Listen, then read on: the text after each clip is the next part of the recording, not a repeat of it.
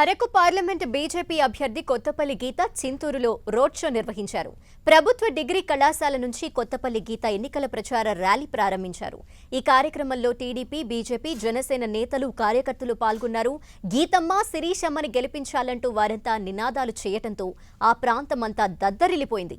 ఈ ప్రచారానికి ప్రజల నుంచి విశేష స్పందన లభించింది. రోడ్డు పొడవునా ప్రజలంతా వారికి మద్దతుగా నడిచారు. మహిళలు హారతి పట్టారు. వచ్చే ఎన్నికల్లో కూటమి అభ్యర్థుల్ని గెలిపించాలని, తద్వారా ఏపీ అభివృద్ధికి అంతా తోడ్పాటునందించాలని కొత్తపల్లి గీత కోరారు.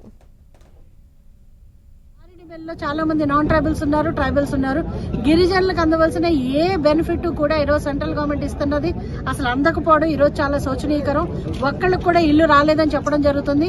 నా మేనిఫెస్టోలో ప్రత్యేకంగా ఇప్పుడు చెప్పడం జరిగింది, ప్రతి ఒక్కరికి కూడా సొంత ఇల్లు సాకారం చేయాలని చెప్పి నరేంద్ర మోడీ గారి కళ ఏదైతే ఉందో అది నెరవేర్చడానికి ఆఖరి బొట్టు కూడా ప్రజలకు చేర్చడానికి నేను వారధిగా వ్యవహరిస్తానని చెప్పడం జరిగింది.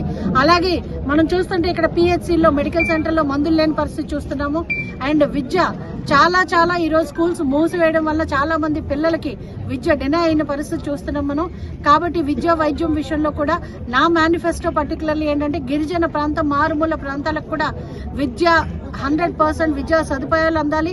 ఏకలవ్య స్కూల్స్ ద్వారా సెంట్రల్ గవర్నమెంట్ కూడా సపోర్ట్ చేస్తుంది. అలాగే ఇక్కడున్న స్కూల్స్ లో కూడా కంప్లీట్ సర్వశిక్ష అభియాన్ ద్వారా అయితేనే, నిధులు కేటాయించడం ద్వారా అయితేనే సెంట్రల్ గవర్నమెంట్ ఆపరేట్ చేస్తుంది. కాబట్టి స్టేట్ గవర్నమెంట్ ద్వారా మనం అది అచీవ్ చేస్తామని చెప్పి ఆశిస్తున్నాను.